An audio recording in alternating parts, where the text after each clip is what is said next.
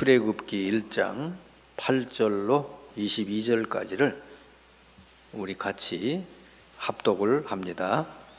요셉을 알지 못하는 새 왕이 일어나 애굽을 다스리더니 그가 그 백성에게 이르되 이 백성 이스라엘 자손이 우리보다 많고 강하도다. 자, 우리가 그들에게 대하여 지혜롭게 하자. 두렵건대 그들이 더 많게 되면 전쟁이 일어날 때에 우리 대적과 합하여 우리와 싸우고 이 땅에서 나갈까 하노라 하고, 감독들을 그들 위에 세우고 그들에게 무거운 짐을 지워 괴롭게 하여 그들에게 바로를 위하여 국고성 비돔과 람셋을 건축하게 하니라. 그러나 학대를 받을수록 더욱 번성하여 퍼져나가니 애굽 사람이 이스라엘 자손으로 말미암아 근심하여 이스라엘 자손에게 일을 엄하게 시켜 어려운 노동으로 그들의 생활을 괴롭게 하니 곧 흙 이기기와 벽돌 굽기와 농사의 여러 가지 일이라. 그 시키는 일이 모두 엄하였더라.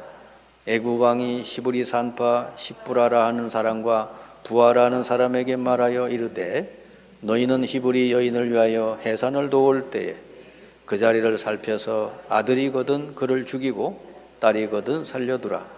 그러나 산파들이 하나님을 두려워하여 애굽 왕의 명령을 어기고 남자 아기들을 살린지라. 애굽 왕이 산파를 불러 그들에게 이르되 너희가 어찌하여 이같이 남자 아기들을 살렸느냐. 산파가 바로에게 대답하되 히브리 여인은 애굽 여인과 같지 아니하고 건장하여 산파가 그들에게 이르기 전에 해산하였더이다 하매 하나님이 그 산파들에게 은혜를 베푸시니 그 백성은 번성하고 매우 강해지니라.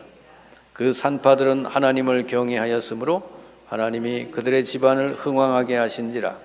그러므로 바로가 그의 모든 백성에게 명령하여 이르되 아들이 태어나거든 너희는 그를 나일강에 던지고 딸이거든 살려두라 하였더라. 아멘. 자, 이 이스라엘 백성이 요셉 시대는 어마어마한 하나님의 축복을 누리고 그렇게 살았습니다.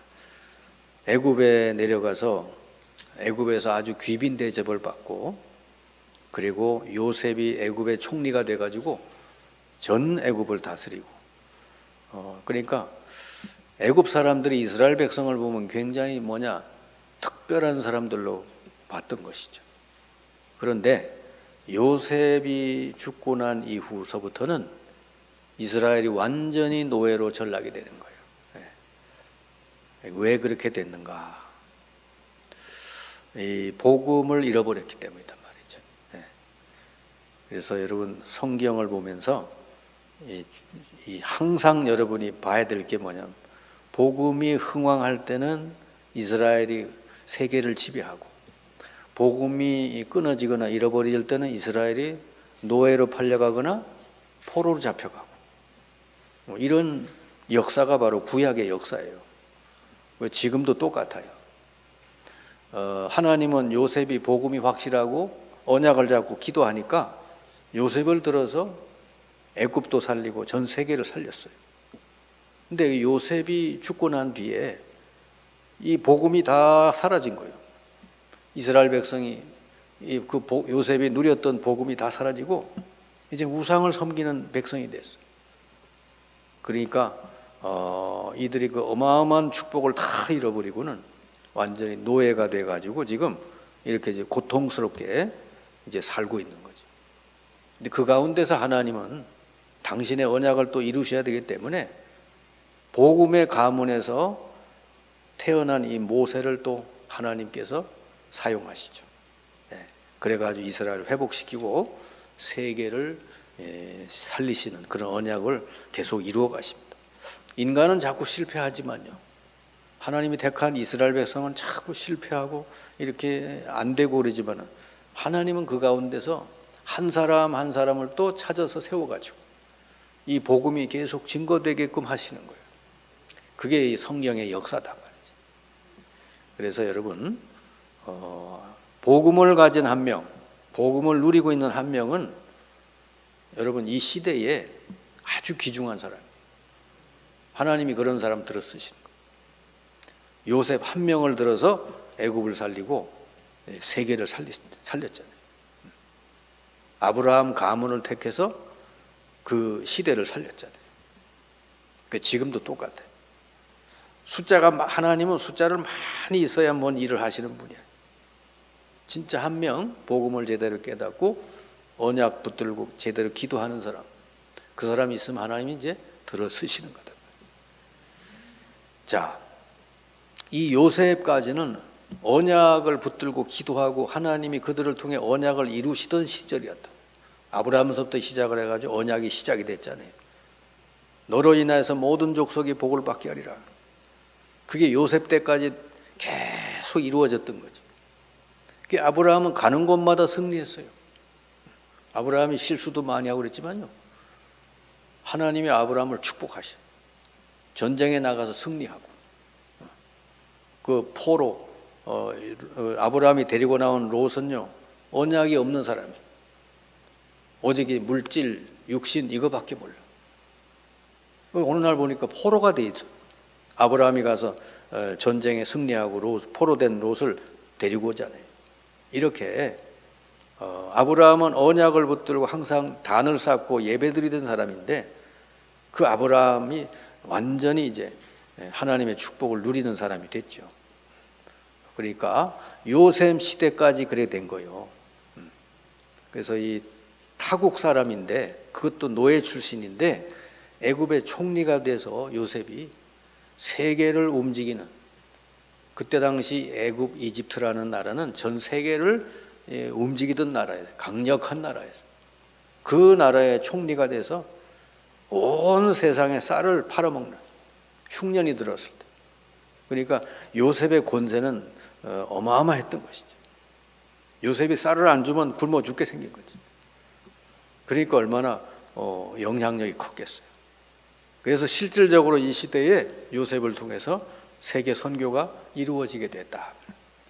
요셉이 쌀 주면서 뭐라 해야 돼? 하나님의 은혜로 우리가 쌀을 가지고 있다. 얘기했을 거 아니에요. 그리고 야곱과 이스라엘의 가족들은요, 이 고센 땅이라는 곳에, 특별한 곳에서 아주 특별 대우를 받으면서 거기 애굽에서 지냈거든요.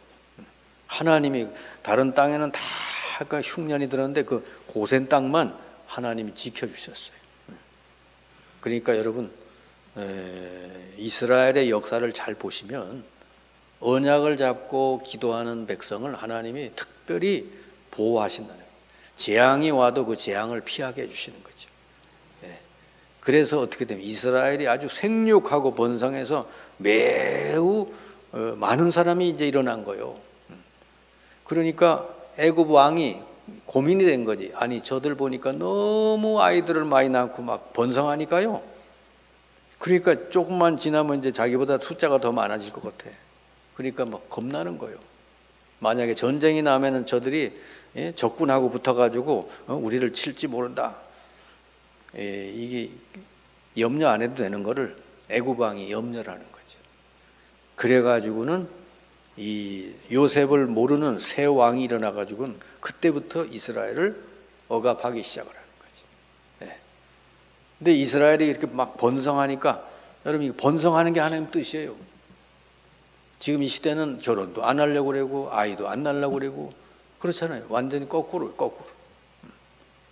근데 하나님은 뭐죠? 언약의 백성, 이 복음을 가진 백성들이 자꾸 번성해서 온 세상을 살리기를 원하시는 거죠. 그래서 아이 못 낳고 그런 사람들은요, 복음 듣고 예수 영접하고 기도하면 하나님이 아이 주셔요. 아멘? 그게 하나님 뜻이기 때문에. 주변에 혹시 그런 사람이 있으면요, 임신이 안 되고 아이도 못 낳고 그런 사람이 있거든. 빨리 예수 믿게 하시면 돼. 자, 그래서 왜냐, 하나님의 뜻이 번성이기 때문에. 그런데 번성됐지만 이스라엘 민족이 복음을 잃어버리게 돼서 결국 노예가 완전히 비참한 신세가 됐죠.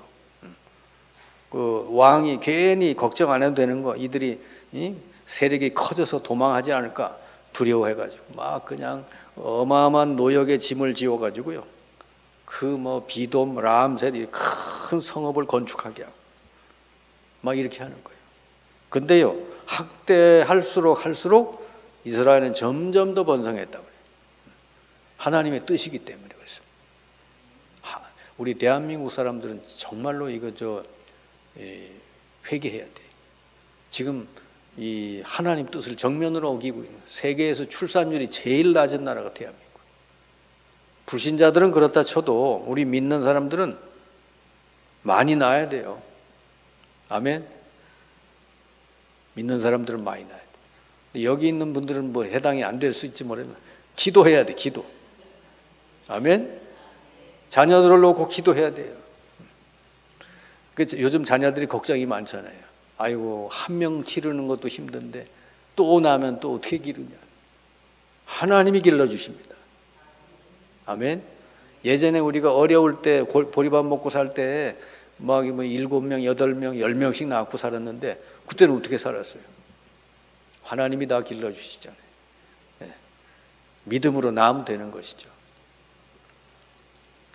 자, 그래서 이 중에 아주 그래도 하나님을 제대로 믿는 사람들이 있었죠. 그게 산파였어요. 그리고 모세의 집안, 그 부모, 산파, 이 몇 명 사람들이 하나님을 경외하고 하나님을 믿는 사람들이었어요. 이스라엘이 다 이게 언약을 잃어버리고 복음을 잃어버렸지만은 그 중에 산파와 이 모세의 부모와 이런 사람들이 하나님을 경외했대요. 그래가지고 그 시대 왕이 남자아이가 태어나거든 산파 보고 다 죽이라고 명령. 근데 그 이스라엘 산파들은 남자아이가 태어나 안 죽인 것이죠. 다 살렸어요. 왜? 하나님을 경외했다고 그래요. 여러분, 이거는 생명을 걸고 하는 얘기죠. 그래가지고 왕이 불렀어요. 산파들을 불렀어요. 왜 안 죽였냐? 얼마나 지혜로운지 몰라. 우리가 가보니까 벌써 이스라엘 여인들은 건강해가지고 가기도 전에 벌써 낳아버렸더라. 낳았으니까 어떻게 해? 그 낳아서 죽이면 살해가 되는 거니까. 그래서 못 죽였다. 그래가지고 또 왕이 새로운 명령을 내리잖아요. 이제 낳거든 저 나일강에 버려라. 이렇게 모든 이스라엘 백성에게 명령을 한 거예요. 자, 그때 모세의 어머니 요게벳과 그 남편 또 산파 이들을 통해서요 놀라운 일이 벌어지죠. 모세, 하나님이 앞으로 들어서 쓰실 중요한 인물 모세가 이제 태어나는 거예요. 모세를 죽이지 않고 강가에 띄웠는데 하나님이 살려주셨어요. 네. 여러분, 복음 가지고 믿음을 가지고 기도하는 사람들은요 하나님께서 그들의 기도를 들으셔가지고 그 모세를 하나님이 써서 이 모든 것을 회복시킨단 말이죠. 자, 이스라엘이 고난받는 민족이 된 거, 복음과 언약을 이게 고난받고 노예가 되고 포로가 되고 이렇게 된 거가 이유가 다른 게 아니라 복음과 언약을 놓쳤기 때문에. 그래서 여러분, 원래는 애굽에 그 70명 야곱의 식구들이 갔잖아요. 근데 이게 얼마나 이 출애굽할 때는 얼마나 이게 인원이 많아졌는지 60만 명이 된 거예요. 그러니까 번성한 거죠. 그러니까 왕이 무서워할 만하죠. 두려워할 만하죠. 이스라엘이 막 번성해 버렸으니까. 네. 근데 하나님께서요. 하나님 계획은 그렇다고 해가지고 안 이루어지는 게 아니에요. 하나님의 계획과 하나님 언약은 절대적으로 이루어지게 됐는데 그래서 하나님이 모세를 그 복음의 가문을 통해 가지고 모세를 준비하시는 거죠. 그래가지고 어머니로부터 모세에게 복음이 들어가게 했죠. 그 엄마가 어릴 때 모세를 낳고 기를 때 얼마나 기도 많이 했겠어요. 그리고 그 강가에 띄울 때 얼마나 기도했겠어요. 그리고 사실은 그 엄마가 유모로 그 집에 왕궁에 들어가죠. 그래가지고 젖을 먹여주면서 모세에게 얼마나 하나님의 복음 언약을 제대로 전달했겠어요. 그래서요 모세 오경, 창세기, 출애굽기, 레위기, 신명기, 모세 오경이라고 하잖아요. 민수기. 그 모세가 쓴 거란 말이지. 그 모세가 쓴 것 중에 창세기에서 가장 중요한 구절이 창세기 3장 15절이에요. 여자의 후손이 오면은 뱀의 머리를 상하게 하리라. 그 글을 쓴 사람이 모세잖아요. 여자의 후손이라는 이 그리스도를 모세가 벌써 알고 있었던 것이죠. 네. 그래가지고 피제사, 그때는 그리스도가 아직 안 오셨으니까 대신 동물을 잡고 피제사 드리는 것으로 그리스도를 누리는 거예요. 그게 예배고, 그게 기도고, 그게 그리스도를 누리고, 그때 모든 저주에서, 사탄의 권세에서 이스라엘이 해방되는 거예요. 피 바를 때. 이 비밀을 모세가 알았단 말이죠. 이게 바로 여러분 그리스도의 비밀이에요. 그리스도의 십자가의 피로 우리 인생의 모든 죄와 저주가 해결되고, 그리고 사탄의 권세에서 해방받고 하나님이 함께 하시는 임마누엘의 축복을 누리게 된다는, 구약시대에 벌써 이 그리스도 복음을 모세가 알고 있었죠. 그래서 하나님이 모세를 불러서 뭐합니까? 이스라엘 백성을 데리고 광야에 나가거든 피제사 드리라 그 말이죠. 출애굽기 3장 18절. 이 말을 모세가 알아들어요. 왜 하나님이 이스라엘 백성 보고 광야에 데리고 가서 피제사를, 이 바로 복음을 회복시키라고 하죠. 네. 구약시대의 피 얘기는 그리스도 얘기예요. 아셨죠? 그래서 그렇게 하면 하나님께서 큰 능력의 손을 펴서 이스라엘을 건져내겠다. 그게 출애굽기 3장 20절입니다. 그러니까 여러분, 모세 한 사람이 그 복음의 가문에서 태어난 거예요. 그 엄마와 아빠가 얼마나 기도하고 그 산파가 또 열심히 도와줬잖아요. 그 가운데서 모세가 나왔고 하나님은 드디어 모세를 들어서 이제 사용하시는 것이죠. 그래서 이 시대도요, 여러분 이 모세 같은 사람을 하나님은 찾고 계시다. 여러분 지금 이 시대의 문제가 뭐예요? 이 시대는 가치의 혼돈이 왔어요. 구약 시대에 보면은 창세기 1장 2절에 하나님이 세상을 창조하시기 전에 상태가 뭐죠? 혼돈, 공허, 흑암 그랬어요. 지금 이 세상이 똑같은 거예요. 가치가 뭐가 옳은지 그른지 혼돈이 왔어요.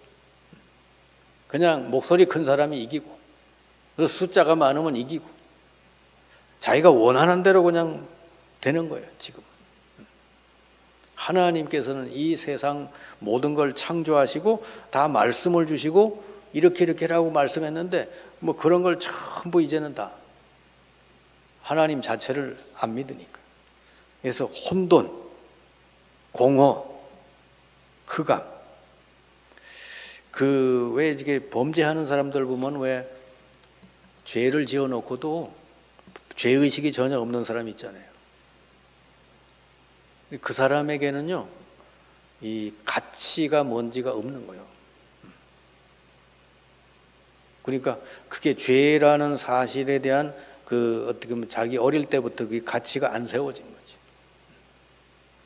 그래서 보면 꼭 뭔 이유로 왜 살인을 했느냐, 뭐 이유를 대. 나를 무시했다. 내게 뭘 어떻게 했다. 그래서 내가 계획적으로 살인한 게 아니고 내가 우발적으로 살인하게 됐다. 이런 식으로 대부분이 얘기를 하더라고 보니까. 그러니까 이렇게 지금은 이 시대는 가치 혼돈, 그리고 뭔가 공허하잖아요. 그러니까 사람들이 자꾸 뭘 다른 걸 찾아.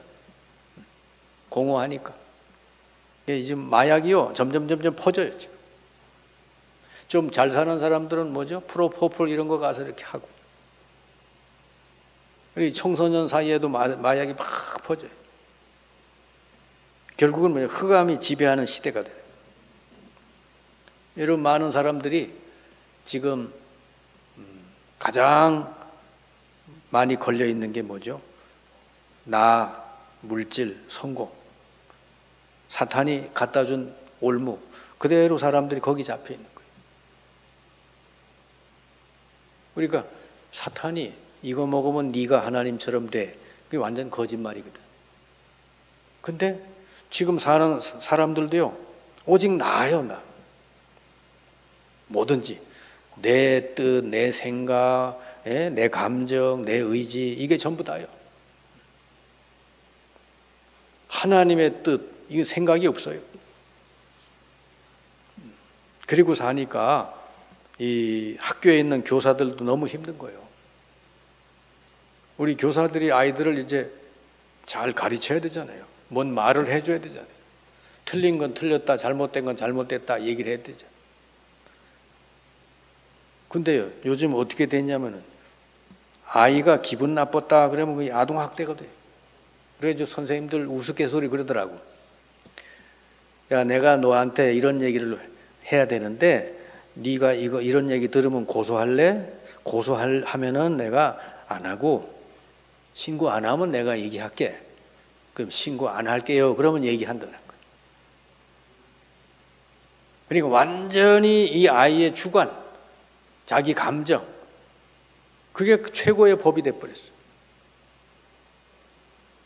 그러니까 지금 나 중심, 물질, 성공 중심, 이게 완전히 세상을 지금 이렇게 병들게 하고 있어요.